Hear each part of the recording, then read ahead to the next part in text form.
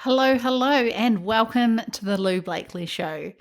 In this episode, I'm going to be covering by far what the biggest problem with launching is. And that is that most people don't like launching, they've had a bad experience, and launching has become something with a negative connotation for them for some reason. So in this episode, I'm going to cover how to uncover where your viewpoint around launching really came from, how to change the way you view launching so that you can make it work for you, why avoiding launching isn't the answer, despite what you often get told or actually want to believe. And I'm also going to share with you some mantras to shift your energy around launching. Now, there's a few causes of a general dislike or disdain towards launching. So it might be down to a couple of things. And, this is going to be individual for every person who feels like launching sucks and they don't want to do it. Okay, but some examples, it could be down to maybe you haven't launched yet, but you're too scared to in case no one buys. So it's like this big thing that's kind of hanging over you. It feels too scary. So you kind of like, this whole thing is like too much for me. I'm out. I don't like it. Something else could be maybe you've launched in the past and it didn't work out for you, and that has a bad feeling. It creates a bad vibe for you. It's bad memories. Maybe something happened and something didn't go your way in a launch, and now you're like, yuck, that is not for me. Maybe you've been launching quite a lot in the past and you have become burnt out by launching. I think this is quite a common one as well. Or maybe you're just generally getting on the anti-launch bandwagon because everybody else is. So let's face it, when it comes to launching, mindset, your view about launching is absolutely huge. So not only is the strategy important, of course it is, like knowing what to do, why to do it, and when to do it, but being actually able to follow through on these things that you set in your strategy is often down to one thing, and that is our mindset. And a big part of that is the way that we view launching at a high level, like big picture launching. What does your body do? Does it cringe? And these are the things I'm talking about. But when it comes to mindset, you really can have the best laid plans in the world. But if it doesn't happen, then there's a reason why. And there's often a lot of unknowns with launching. Sometimes you might be doing things that you've never done before. You have to get visible, for example. You might want to challenge yourself and do a webinar or a masterclass. Like, you have to put your face out there and maybe do things that you haven't done before. And that's when kind of these mindset wobbles can come up to play. But to be able to set the strategy, set your plan and say, this is what I want to do, this is what excites me, and then actually to be able to move through that and action what is in your strategy. Like, sure, there's things like habits, work ethic, that kind of thing, discipline to sit down and get it done. But to be able to actually action those things without self-sabotaging somewhere along the line or letting our, lack of belief get in the way, then your mindset is absolutely vital. So, for example, if you decide to launch, you're kind of pulled to launch, you know that you need to, but you've seen a lot of other people online complaining about launching, then unfortunately you're probably going to go into your launch with that filter, which when I say filter, I mean like viewpoint on the world.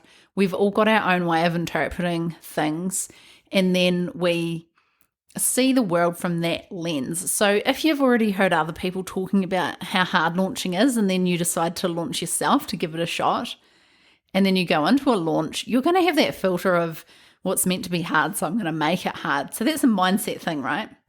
So you're going to be looking at it from the point of view where it's going to feel so hard and uncomfortable.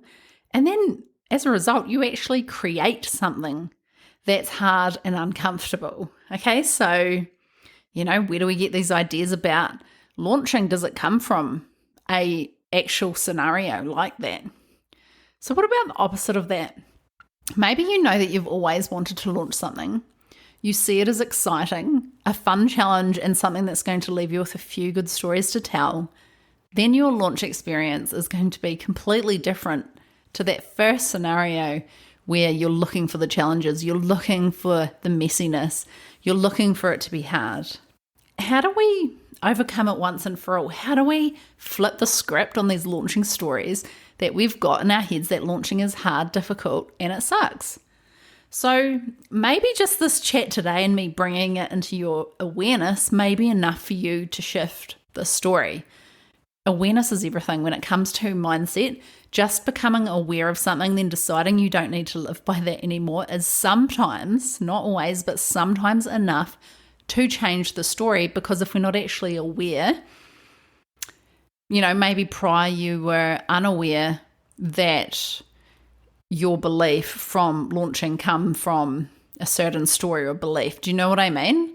Whereas once you are aware, sometimes that's all you need to be able to, to be able and willing to go, where did that story come from? It's not even true.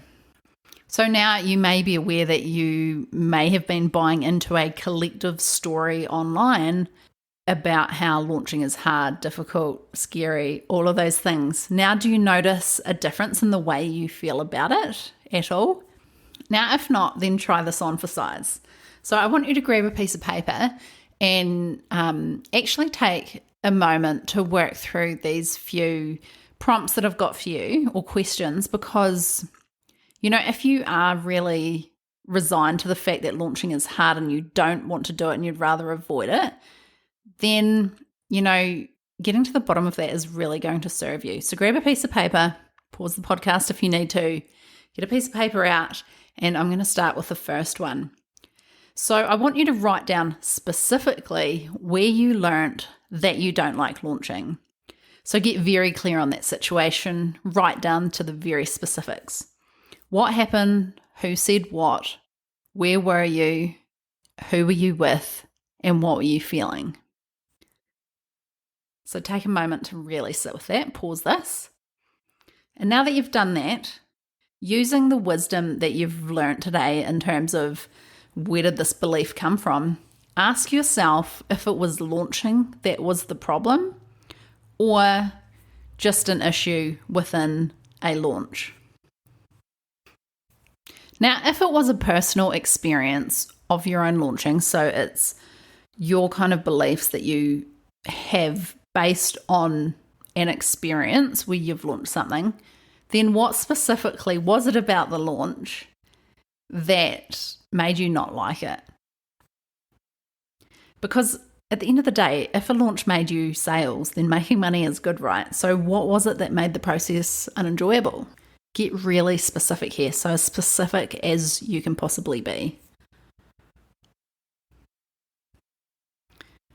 Now, you could be writing this down and thinking, listening to these questions and thinking, well, I haven't actually launched and I don't have my own experience, but I still dislike launching or I'm putting it off.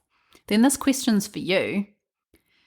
Could it be that you are taking on someone else's experience as your own, like from the collective consciousness online, where people in Facebook groups, whatever, are complaining about launching and people saying there must be an easier way, it was so hard, I never got everything done, that kind of thing. What parts of their stories are you picking up as your own and assuming that it's going to be hard for you because of what the collective is saying? So if that resonates, write down exactly where that came from.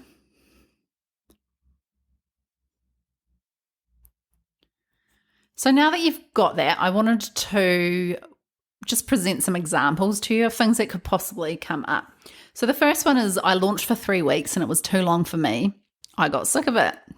Okay, so that's pretty valid. Some people launch for a really long time, so I get that one. Another example is I put on a webinar and no one turned up. Very valid, of course. The third example is I felt like I had no plan and didn't know what I was doing day to day. It was overwhelming. Now, the fourth example is I didn't like the not knowing my results ahead of time thing, and it felt like no one was signing up day to day. Definitely common, that one. So I just want to say, going back to that, exercise where I just asked you, is your dislike of launching actually from the collective consciousness and not from your own experience? But you've been told that launching is hard, it sucks, it's difficult, all of that kind of stuff, and you haven't had your own experience, then you seriously need to let that go. It's someone else's story and it doesn't have to be yours. You can decide to launch and try launching and give it a shot for yourself and commit to the point that it's not going to be hard. And I think if you really allow yourself to absorb what I'm talking about further in this episode, then that is going to serve you and actually make launching quite fun for you. But on the flip side of that, if it is yours and, your beliefs and stories that launching sucks and is hard comes from an actual personal experience that you've had with launching, I just want you to sit with this. So if you were to digest that reason, so going back to those examples, like I launched for 3 weeks and it was too long for me, I got sick of it, etc. Like you have your own one, right? So if you were to digest the main reason why you don't like launching, and if you were to, based on your own experience, what actually happened, and if you were to put on your problem-solving hat, instead of looking at these from a victim mindset where we're like, oh, this happened to me, this happened, I didn't know what to do, that kind of thing, that's a victim mindset. So instead of looking at it from that viewpoint, really get more specific about what is the problem that you actually experienced. Because I notice that often these thoughts about launching are not actually about launching, but just one part of the launching experience. So brainstorm how you would solve that specific problem. So if we go back to the examples that I shared, so the first one was I launched for 3 weeks and it was too long for me. We can actually flip that where it becomes you get to pick a shorter launch period that feels good to you. I see a lot of people launching for 3, 4, 6, 8 weeks. I could never, ever do that, no matter how hard I try. If someone told me to do that, it would be like, no way, I'm out. But I definitely noticed that, especially a lot of coaches do that. So pick a shorter time period. I actually recommend a 5 to 7 day period. But again, that's just one problem and it's easily fixable. You get to choose the way that you launch. Now, the second reason for not liking launching, the example that I used, and what it becomes is, so I put on a webinar and no one turned up, can become, I need to experiment with a new topic and possibly work on building my audience before I do another webinar so I have people to invite. Okay, so we're just solving little problems. The third example was I felt like I had no plan and didn't know what I was doing day to day and felt overwhelmed. So this can become, I can get a strategy created for me so I know what to do and when. And the fourth example that I used was I didn't like the not knowing my results ahead of time thing, which becomes, come on, do we even know our results in advance? We don't get married knowing whether or not our marriage is going to last. So why are you expecting this from anything in life? Even launching, we need to become comfortable with uncertainty. And quite frankly, if that's the reason we're putting off launching, what else are you putting off in your life? Because you don't know the outcome. We really need to get comfortable with uncertainty. And we have had a lot of that in the last few years, so we can all do that. Sometimes you've just got to take the risks, make the big, bold moves, and move forward with courage and conviction that you're on the right path, and trust that you're on that right path. And these little signposts along the way, these little uncomfortable things or these little things that happen that may not be what we desire, they are just really directing us towards the best outcome for us in the longer term. So trust it all. And you may have noticed that flipping these beliefs, it actually come down to getting really specific on what the actual problem is and then becoming solution focused. And the more solution focused you can become, the less these mindset critters are going to eat away at you. We can really let these little tiny things that are just simple little problems really get to us if we let them, but we don't need to. And in fact, we're giving our power away by letting these little problems turn into big issues for us that potentially stop us from launching. So it's all about making choices. I want you to ask yourself if that person you look up to online is getting involved in conversation around how launching sucks, or are they facing each challenge as it comes up, dealing with it, conquering that thing, and then moving on to the next thing? Because at the end of the day, we face challenges in every single path in life, and it's about continuing to move forward despite them. And I know, it's true, launching can be challenging, but learning to enjoy the process is going to be the key to success. And just thinking there must be an easier way, like putting it on your website or making it available all of the time, doesn't work. It can work down the track when you're experienced and you have a proven product, but it definitely still needs a strategy, a different strategy to live launching, and you still have to do the work either way. So it's better to do that later on in your launching journey, and you will likely still need to live launch a few times a year on top of that. So I just wanted to round this episode out by leaving you with some positive thoughts to try on for size today so that you can start to rewire the way that you are approaching launching in your business. So these are little mantras that you can use. I'm going to give you 4 of them. You can take what resonates and leave what doesn't. So the first one, I am worthy of having a successful launch. Say that over and over again to yourself and see how it feels. Second one, I can launch with ease in a way that works for me. Amazing. Like it totally can work for you any way that you do it. The third one, people are magnetized towards me and my offer. And the final one, to try on for size, launching is a fun and exciting adventure.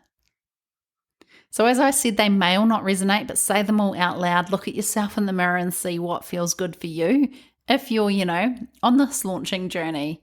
And the ones that make you feel really happy and good, I think those are the ones to take and really make use of them, because that kind of work, I have had some amazing mindset shifts in my life from positive affirmations, especially when they're done in front of the mirror. So often it's just about changing our thoughts about launching, and that is all we need to shift our energy around launching, and the outcome of that is big. So you may notice when you say those mantras to yourself and look in the mirror that your energy instantly goes from maybe like a low vibe state, and you do have a higher energy within minutes. So use these tools to your advantage. So I hope you enjoyed this wee episode today. If you've ever had a conversation with someone who is struggling with launching, I'd really appreciate it if you could share this episode with them. Launching is really such a powerful tool and skill set to have in our business. And the more people who know how to do it and learn to love the experience it offers us, the more powerful, financially empowered women there will be on this planet. And I know that's what we all want. Thanks so much for joining me today, and I hopefully will see you in the next episode. Thanks, course creators and go-getters. You're incredible, and I hope you enjoyed today's episode. If you haven't done so already, make sure you hit subscribe in your podcast app so you don't miss an episode. If you'd like to find out more about what I offer, head across to loublakely.com. See you next time.